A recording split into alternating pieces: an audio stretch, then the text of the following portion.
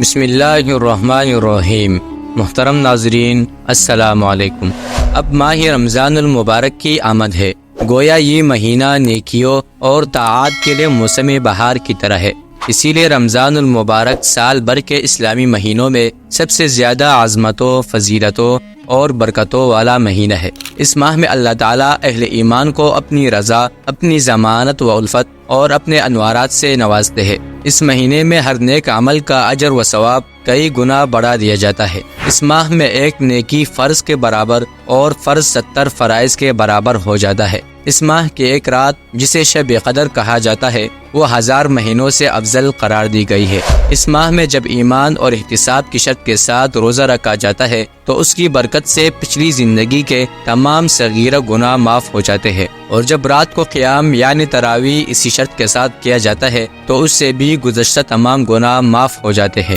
الغرض رمضان المبارک کی بڑی فضیلت ہے۔ اسی وجہ سے کہا گیا کہ اگر لوگوں کو رمضان المبارک کی ساری فضیلتوں اور برکتوں کا پتہ چل جائے تو وہ تمنائیں کریں گے کہ کاش سارا سال رمضان ہو جائے۔ رمضان المبارک مسلمانوں کے لیے ایک مقدس مہینہ ہے جو مسلمانوں کو اپنے ایمان اور اپنے خدا کے ساتھ اپنے تعلق کو مضبوط کرنے کا موقع فراہم کرتا ہے۔ یہ خوشی اور شکر گزاری کا وقت ہے، اور یہ دنیا بھر کے مسلمانوں کے لیے ایک ساتھ آنے اور اپنے مشترکہ ایمان کا جشن منانے کا وقت ہے۔ رمضان المبارک کے دوران روزہ رکھنے کے بہت سے فوائد ہیں۔ یہ جسمانی صحت کے لیے فائدہ مند ہو سکتا ہے، یہ روحانی تجدید اور دعا کا وقت ہے۔ رمضان المبارک دوسروں کی مدد کرنے اور ضرورت مندوں کی مدد کرنے کا بھی وقت ہے۔ رمضان المبارک مغفرت اور رحمت کا مہینہ ہے۔ جو شخص رمضان المبارک میں مخلصانہ روزہ رکھتا ہے اس کے تمام گناہ معاف کر دیے جاتے ہیں۔ رمضان المبارک کے دوران جنت کے دروازے کھلے رہتے ہیں اور دوزخ کے دروازے بند رہتے ہیں۔ رمضان المبارک دعا کی قبولیت کا مہینہ ہے۔ رمضان المبارک میں کی گئی دعائیں قبول کی جاتی ہے۔ یہ صبر کا مہینہ ہے اور صبر کا بدلہ جنت ہے۔ یہ ہمدردی اور خیر خواہی کا مہینہ ہے۔ اس میں مومن کا رزق بڑھا دیا جاتا ہے۔ اس میں روزہ افطار کرنے والے کی مغفرت، گناہوں کی بخشش اور جہنم سے آزادی کے پروانے کے علاوہ روزہ دار کے برابر ثواب دیا جاتا ہے، چاہے وہ افطار ایک کھجور یا ایک گھونٹ پانی سے ہی کیوں نہ کرائے۔ ہاں، اگر روزہ دار کو پیٹ بھر کر کھلایا یا پلایا تو اللہ تعالیٰ اسے حوض کوثر سے ایسا پانی پلائیں گے جس کے بعد وہ جنت میں داخل ہونے تک پیاسا نہ ہوگا۔ اس ماہ کا پہلا عشرہ رحمت، دوسرا مغفرت اور تیسرا جہنم سے آزادی کا ہے۔ جس نے اس ماہ میں اپنے مادحتوں کے کام میں تخفیف کی تو اللہ تعالیٰ اس کے بدلے اس کی مغفرت اور اسے جہنم سے آزادی کا پروانہ دیں گے۔ روزہ دار کو 2 خوشیاں ملتی ہے، ایک افطاری کے وقت کہ اس کا روزہ مکمل ہوا اور دعا قبول ہوئی اور اللہ تعالیٰ کی نعمتوں سے روزہ افطار کیا، اور دوسری خوشی جب اللہ تعالیٰ سے ملاقات ہوگی۔ روزہ دار کے منہ کی بو جو معدے کے خالی ہونے کی وجہ سے آتی ہے اللہ تعالیٰ کے نزدیک مشک سے زیادہ خوشبودار ہے۔ روزہ اور قرآن کریم دونوں بندے کی شفاعت کریں گے اور بندے کے حق میں دونوں کی شفاعت قبول کی جائے گی۔ اب چند وہ باتیں عرض کی جاتی ہے جن کا حضور اکرم صلی اللہ علیہ وسلم خود بھی اہتمام کیا کرتے تھے اور امت کو بھی اس کی تعلیم اور تلقین فرماتے تھے۔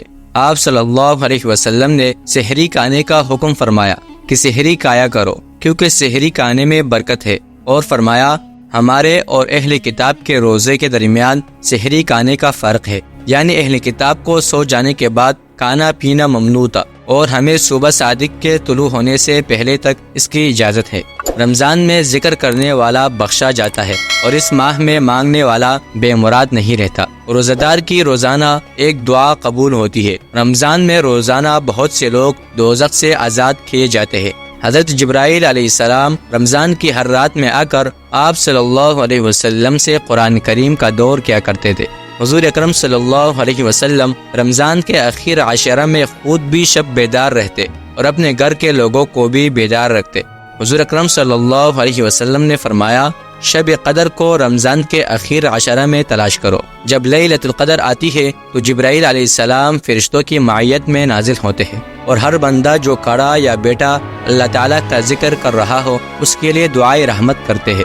رمضان میں 4 کام کثرت سے کیے جائے۔ 2 کام جن سے اللہ راضی ہوتے ہیں۔ نمبر 1 لا الہ الا اللہ کی کثرت۔ نمبر 2 استغفار زیادہ سے زیادہ پڑھا جائے۔ اور 2 کام جو ہر انسان کی ضرورت ہے۔ نمبر 1 اللہ تعالیٰ سے جنت کا سوال کیا جائے۔ نمبر 2، جہنم سے پناہ مانگی جائے۔ یہ مہینہ گویا ایمان اور اعمال کو ریچارج کرنے کے لیے آتا ہے۔ اس ماہ میں اللہ رب العزت روزے کی برکت اور اپنی رحمت خاصہ کے ذریعے اہل ایمان کے گناہوں کو جلا دیتے ہیں اور ان کی بخشش فرما دیتے ہیں۔ رسول اللہ صلی اللہ علیہ وسلم کا ارشاد ہے کہ جب رمضان آتا ہے تو آسمان کے دروازے کھول دیے جاتے ہیں، اور ایک روایت میں ہے کہ جنت کے دروازے کھول دیے جاتے ہیں اور دوزخ کے دروازے بند کر دیے جاتے ہیں اور شیاطین جکڑ دیے جاتے ہیں۔ رمضان کی ہر رات ایک منادی اعلان کرتا ہے، اے خیر کے طالب آگے بڑھ اور اے شر کے طالب رک جا، یعنی خیر کے متلاشی اللہ تعالیٰ کی رضا والے کاموں میں مشغول ہو اور اس کی نافرمانی اور گناہوں سے باز آ جا۔ یہی وجہ ہے کہ اس کا اثر اور ظہور ہر آدمی اپنی آنکھوں سے دیکھتا ہے کہ رمضان میں اہل ایمان کا عموماً رجحان اور میلان نیکیوں اور عبادات کی طرف زیادہ ہو جاتا ہے۔ روزہ جن چیزوں سے معمور کیا گیا اس کا لحاظ رکھا جائے۔ روزہ کا منشا یہ معلوم ہوتا ہے کہ زیادہ سے زیادہ اللہ تعالیٰ کی طرف متوجہ ہوا جائے، یعنی روزے کے ساتھ ساتھ تراویح، اشراق، چاشت، اوابین، صلاۃ الحاجت، صلاۃ التسبیح، تلاوت قرآن، اللہ تعالیٰ کا ذکر، صدقہ خیرات، عشرہ اخیرہ کے اعتکاف کی کوشش، شب قدر کی تلاش اور دعاؤں کی کثرت کا معمول بنایا جائے اور جتنا ہو سکے ان پر عمل کیا جائے۔ اس ماہ میں غریبوں، یتیموں، بیواؤں اور مسکینوں کے ساتھ ایثار اور ہمدردی کا معاملہ کیا جائے،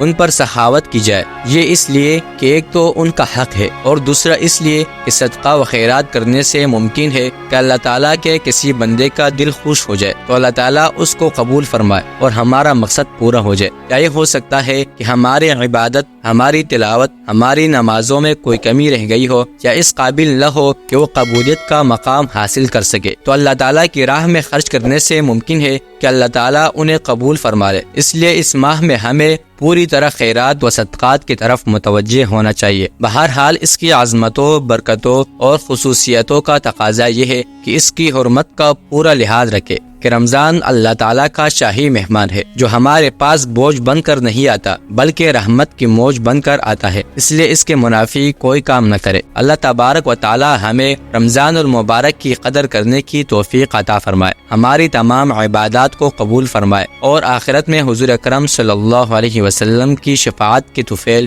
جنت الفردوس نصیب فرمائے، آمین۔